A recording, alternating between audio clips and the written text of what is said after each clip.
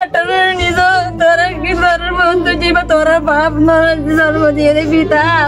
ভাইয়া একটি এখানে মারছে, তখন আমার মরে গেছে, তখন পারে গেছে আমার আব্বু।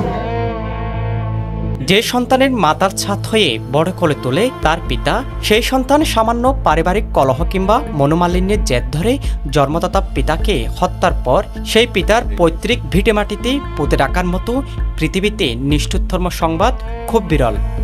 এমন বিরল সংবাদের শিরোনাম হয়েছে কক্সবাজারের কুরুশকুল ইউনিয়নের দক্ষিণ ডেলপাড়ার কুমারিয়াছড়া এলাকায়। ষাটোর্ধ্ব পিতা মোহাম্মদ সৈয়দ টেম্পো চালিয়ে চলত তার দুবেলার সংসার।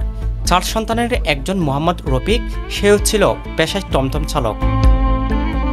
বাপ ছেলের যৌথ পরিবারে পারিবারিক কলহ লেগেই থাকত রীতিমতো। সে জেদ থেকে সোমবার ভোরে পিতা মোহাম্মদ সৈয়দকে লাঠি দিয়ে আঘাত করে সন্তান মোহাম্মদ রফিক।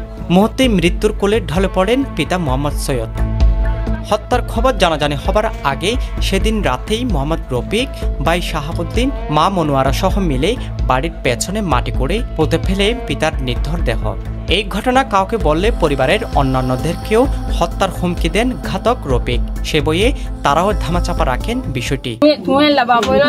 প্রতিবার এতবার বেজতি করে, মানে যতবার আয়া শুরু তুলতি ডর হয়ে পর্যন্ত বেজতি করে করে তাই বিড়ালি আছে আমাদের বিড়ালি লইয়া রোজ গুরু বাড়ি মাঝে মতো গুরু দখল করি গিয়ে ওরা। তারপরে আরো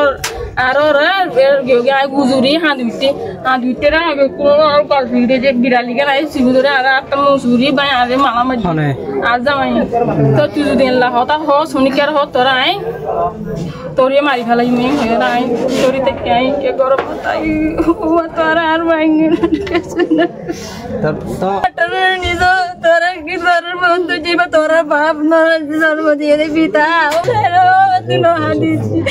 তুই না হাদিতে দিলে আর বেকুন তুই না হাদিস আর বেকুন চুপ করে করার লাগে আরো তাই কি আমার ভাইয়া একটি এখানে মারছে, তখন আমার মরে গেছে, তখন পারে গেছে আমার আব্বু।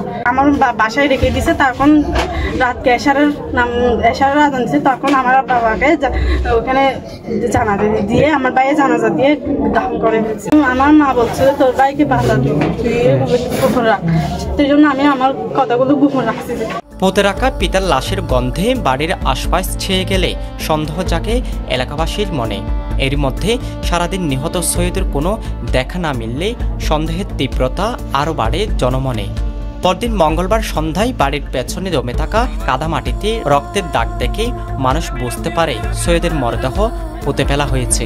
রং করতে করতে একটা লোক ওখানে আবার পিছনের দিকে গেছে, পিছনে যাওয়ার পরে দেখছে যে একটা মানে 7:30 দেখার পরে উনি 8 জনকে ডাকছে, আবার এদিকে আসার পরে উনি ওখানে গেছে।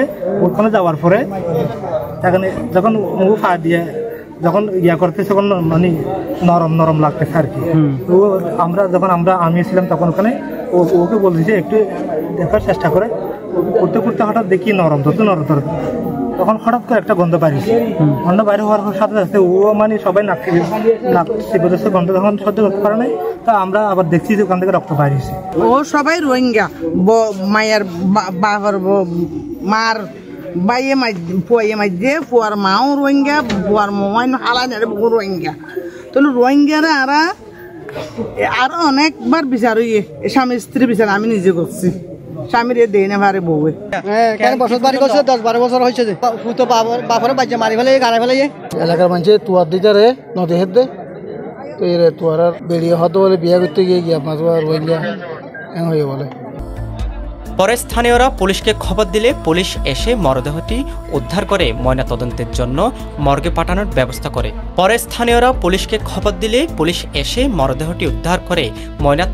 জন্য মর্গে পাঠানোর ব্যবস্থা করে। এর আগে হত্যার দায় এড়াতে ঘাতক রফিক ও মা মনোয়ারা কৌশলে থানায় নিখোঁজের অভিযোগ দিতে গেলে পুলিশ ততক্ষণে বিষয়টি আঁচ করতে পেরে তাদেরকে আটক করে। জানা যায় কয়েক বছর আগে রোহিঙ্গা ক্যাম্প থেকে বেরিয়ে কুরুশকুলের দক্ষিণ ডেলপাড়ার কুমারিয়াছড়ায় বসতি গড়ে তোলেন নিহত সৈয়দ ও তার পরিবার। পিতাপুত্রীর রক্তের সম্পর্কে এমন নিষ্ঠুর হত্যাকাণ্ড এলাকায় চাঞ্চল্যের জন্ম দিয়েছে। সাজু বড়ুয়া, পেনুয়া নিউজ।